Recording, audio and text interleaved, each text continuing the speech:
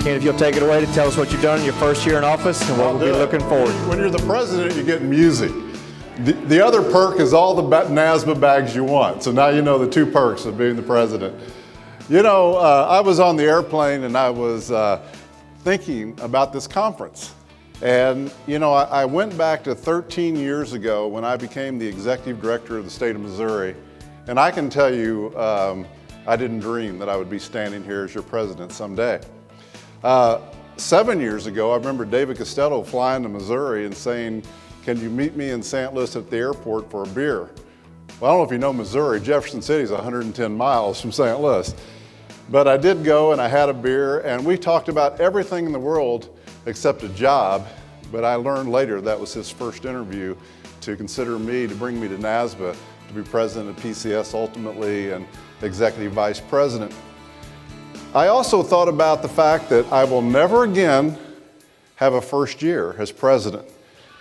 And when I think about that, it makes me think about Mark Harris, who was right there a minute ago. There he is, there he is. You know, if you ever are the first of anything, you want to have someone like Mark and Beth, and particularly Mark, behind you. You know, I once heard a speech actually it was in the Middle East when I was there. And I heard someone describe a British term of gentleman. And in that speech, what they said was, a lot of people have forgotten that gentleman is a gentle man. And Mark, you're a gentleman. You're a brave man, you're a powerful man, but you're a gentleman. And I'm honored to have served in your first year and my first year. Thank you. All right, now then, on to business here. You know, every time I've ever been in front of you, that map was up there, and I sure wasn't going to give up the opportunity to put it up this year because it's all gold. Thank you, Washington, D.C. Thank you, California, for making the continental United States. And to my good friends in Hawaii, I've got nothing to do but spend my time looking at you. So next year, expect to see Hawaii or the next year lit up. So, next slide, please. All right, you know, I am so grateful for people like the Florida board member Maria Caldwell, Al Shefke from Michigan, because these are people who have enough trust in NASBA and enough candor to tell you when they're not happy with NASBA, when they think that we can do better. And, you know, one of the things that I heard is that, you know, when NASBA makes promises, you need to keep promises. You need to finish what you start. And, you know, some things have been promised. Last year when I stood in front of you after being selected as president, I told you that we were going to initiate some new things. Well, those were promises made. And I'm proud to tell you that they're also promises kept. One of the things that we talked about really for a couple of years was some of the enforcement tools that you need as state boards of accountancy. Well, thanks to the hard work of the enforcement committee and the staff that works with that committee, this year you're going to see some fantastic tools come out of that committee and out of those services.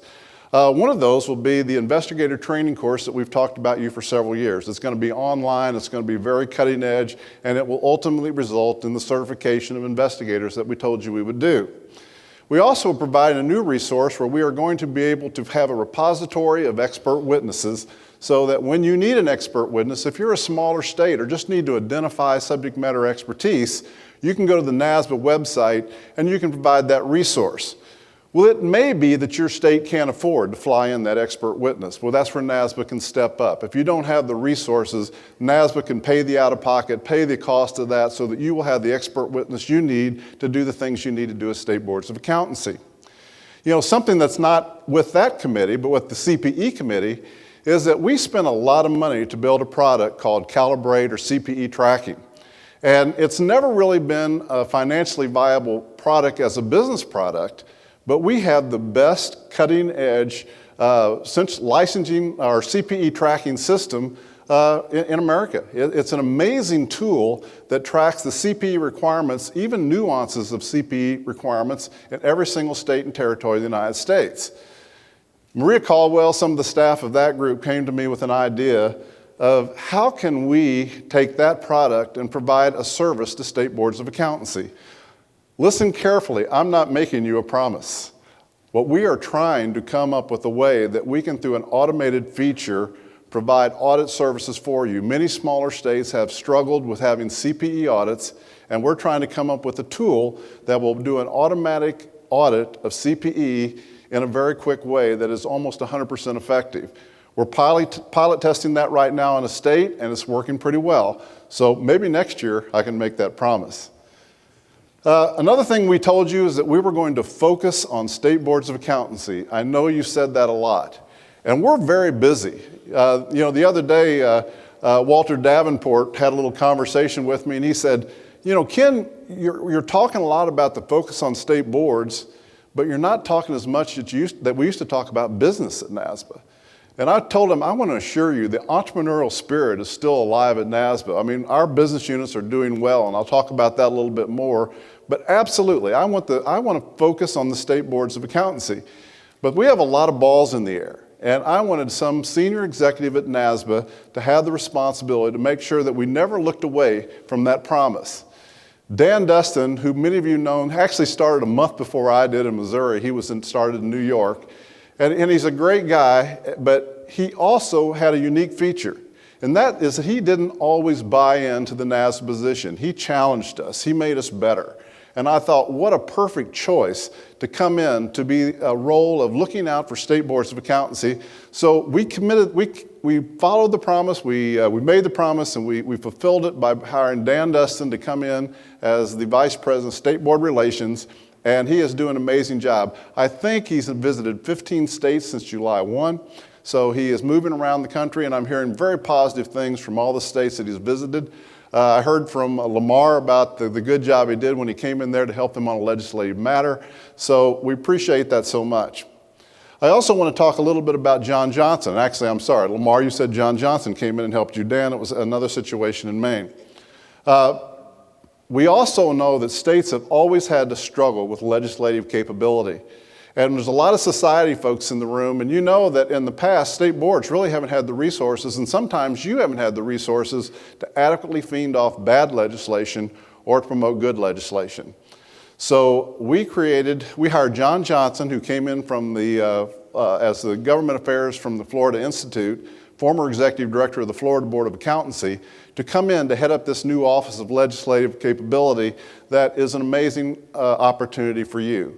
Now then, if you're challenged with bad legislation, if there's good legislation that you want passed, we have the resources in NASBA to come in to help you manage that process.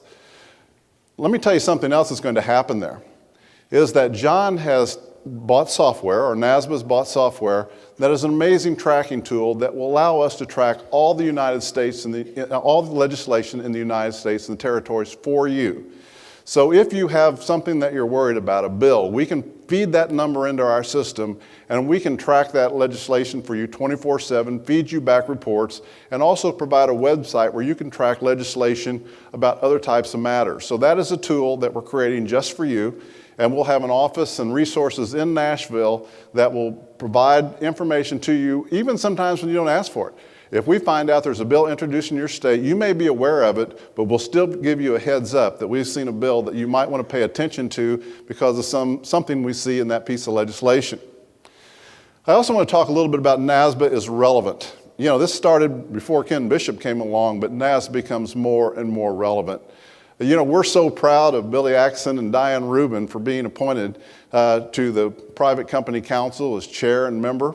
You know, these are two people that we watched grow through the NASBA ranks.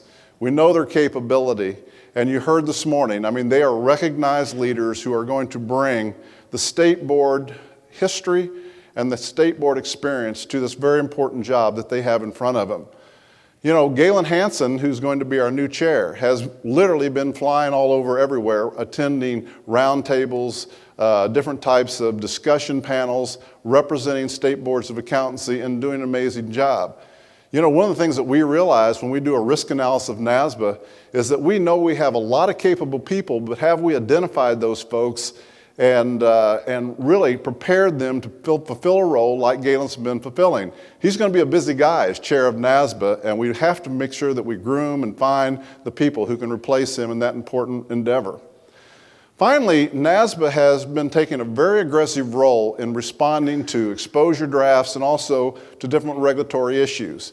Rick Isserman has had to leave early, so he's not here at this meeting, but he heads up the Regulatory Response Committee, and I can tell you they are the busiest committee at NASBA this past year. But one of the things that we promised you is that, and again, I go back to the discussion I had with Maria Caldwell of Florida, not our Maria Caldwell, but Maria Caldwell of Florida. And that was that, and also I had a letter from the state of Arkansas, similar question. You know, what do you mean when you say NASBA's position is? I mean, is that a state board position? Is it a few people at NASBA? Is it a couple, loud talkers? I mean, what is a NASBA position? And that was a great question. So we came up with a NASBA vetting process to make sure that we ran those decisions through a committee, through the chair, through senior staff, but ultimately to the regional directors of NASBA to determine whether or not they voted to endorse a NASBA position, so that when we send a letter out that says that it's a NASBA position, it's the best job that we could be to be the collective voice of the state boards of accountancy. Rick's done a great job of heading up that process, and he'll begin continuing that role for the next year. Okay, I want to talk a little bit about the state of NASBA. The first year, I know that David did such a great job for so many years. It's, okay, where's NASBA going in the next year? Well, I think the state of NASBA is strong. We are, you saw the financial statements. If the stock market had helped us, we would have had a great year, but we had a wonderful year anyway. As you saw, we doubled the operational profits last year, our income in the organization. But a number that wasn't up there that I think is important, I can remember when David said a few years ago that he dreamed of hitting $25 million in net assets.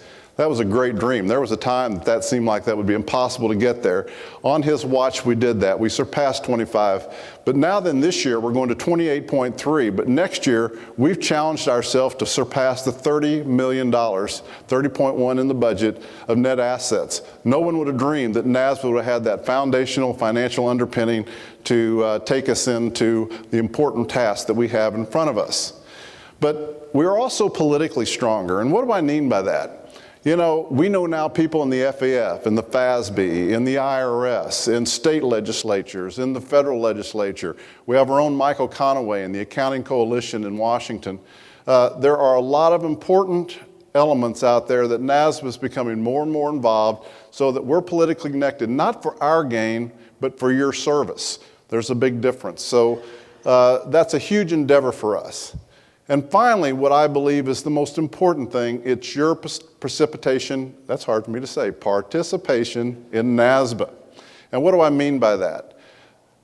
When I became president, one of the first things I looked at was these books of this, for example, the attendance. How many states are attending NASBA events? How many states participate in NASBA committees? What are we hearing in focus questions? What states are not responding, which are, and what are they saying when they do respond? And Dan Dustin's job, and he's doing a great job, is going out to the states first that maybe we haven't seen a lot of activity between those states and NASBA. And what is the reason? Is it financial? Can we help? Are you angry with us? Can we resolve the issues? Is there some state rule that doesn't allow you to travel? Can we challenge that? Whatever it is, let's get to the answer and get those people involved in NASBA. I'm so happy to say, even with the hurricane, we had 47 states represented at this conference. And some states are here, and you know who you are. I'm not going to point you out. But some states haven't been to a NASBA conference in quite a while. So we're so appreciative of the fact that you are back participating in NASBA. And we're going to do everything that we can do to keep your trust and to keep you involved in NASBA. Okay, NASBA is accountable.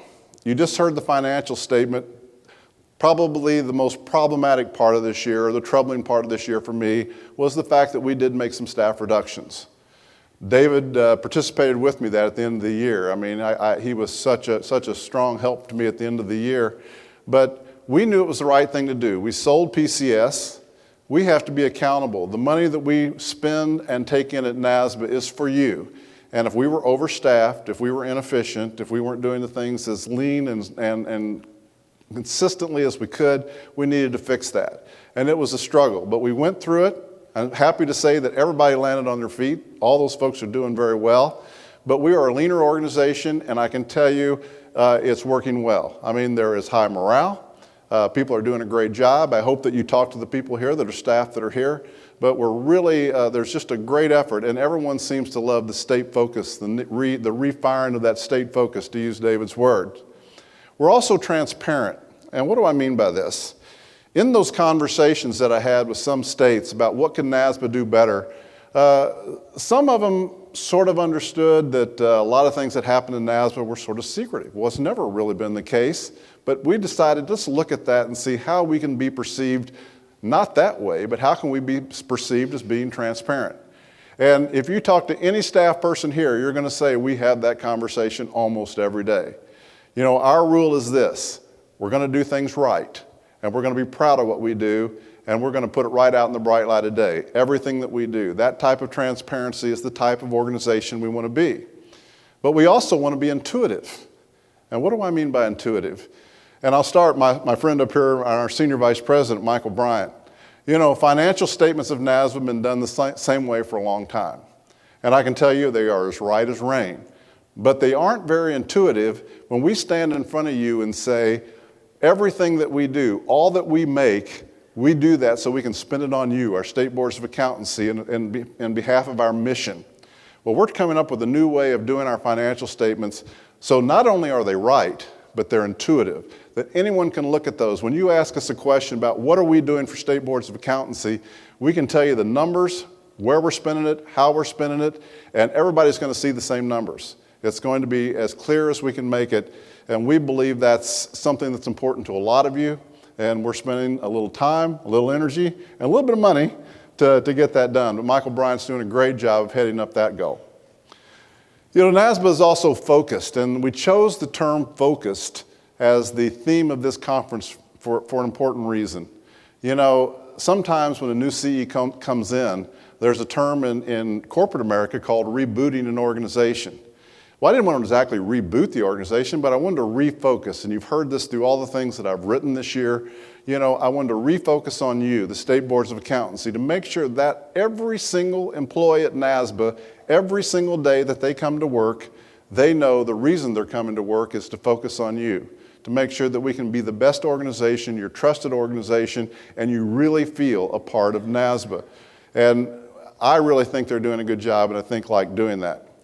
Again, this year we've seen more participation from more states. They also were spending more direct money on state boards. One of the numbers that you looked at, I'm pretty happy with the doubling of the operational profit from last year. I shouldn't say profit and non-for-profit, operational income from a year ago, but it's going to be a better number next year. But more importantly is added on top of that is the unprecedented spending directly on state boards. So our actual efficiencies of the operation of the business have improved enough to let us spend a lot more on state boards, still putting more to the bottom line and growing our net worth of NASBA. That is our insurance that we're there for future things that you might need to keep, you never know what's going to happen in this economy, for example. You know, Mark talked about the strategic plan. You know, that was a fun process.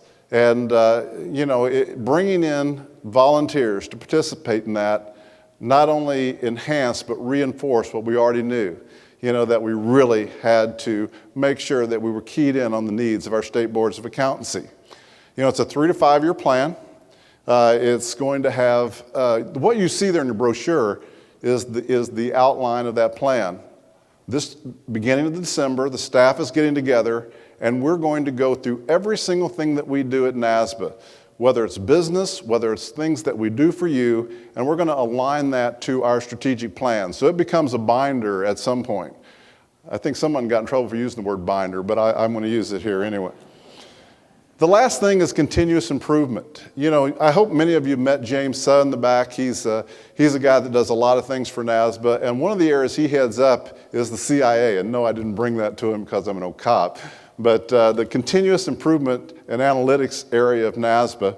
And one of the things that we look at is we constantly measure the performance of all the business units of NASBA.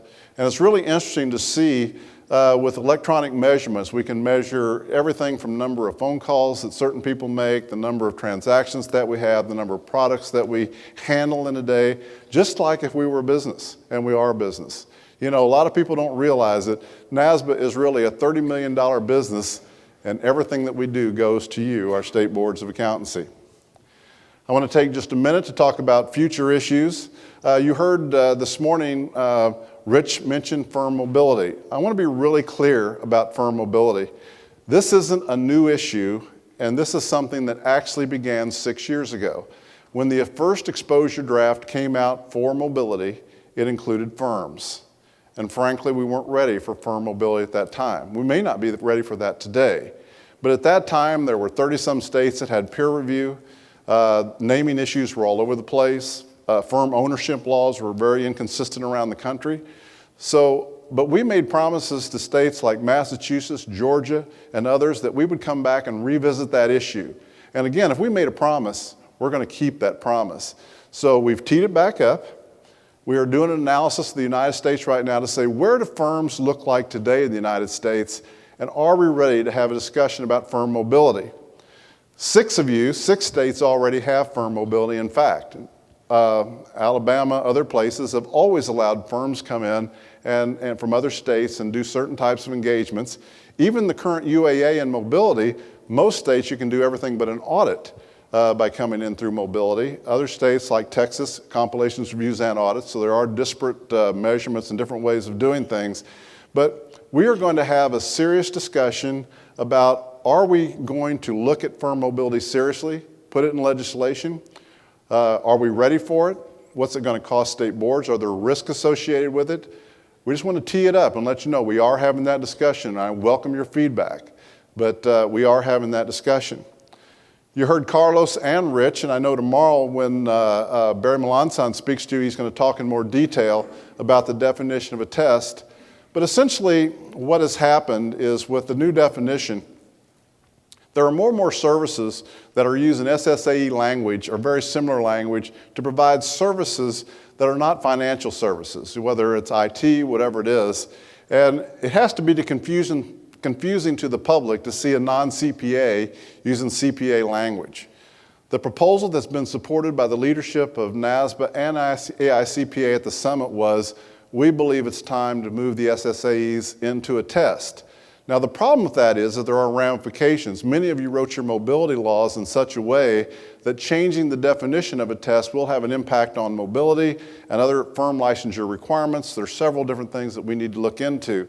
So we're exploring what the ramifications of that might be, and we will come back to you and tell you where it's going to go. But the UAA committee has that. They have the language written. Carlos Johnson's been driving that, and that will now pass over to the new chair. But I wanted to let you know, just to be transparent, that both organizations do support that change. Finally, international. The international examination effort is doing very well. We're having continued slow growth, cautious growth. We're looking at Europe now, potentially a location in Europe. We're in South America, we're in the Middle East, we're in Japan, and the numbers are looking good, and we've had no bad incidents. It's looking very good. So it's a conservative approach. A lot of the folks here from the examination team are here, but we continue down that path, and it's very important to understand this, is that anyone who gets licensed in the world goes through one of your state boards of accountancy. They have to understand they are part of a state-based system, even though they don't live in the United States. And they have to understand how our rules work, what the requirements are. They have to understand what NASBA is. And by us being involved from the very genesis of their careers as they pass the CPA exam worldwide, it gives us a head start in that recognition. So it's been very positive. So the last thing, I am the last thing standing between you and your billfold and the Center for Public Trust auction. I want to tell you, if you haven't walked in there and seen the donated items this year, you should, if nothing else, just go look. There's wonderful things. It goes to a good cause, and we hope that immediately following this, you will walk over there, see the items. We appreciate the support that you provided that organization. You heard David give his passionate discussion of how proud he is of that organization.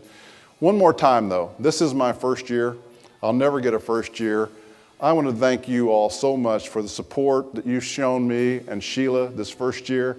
We're grateful. Thank you.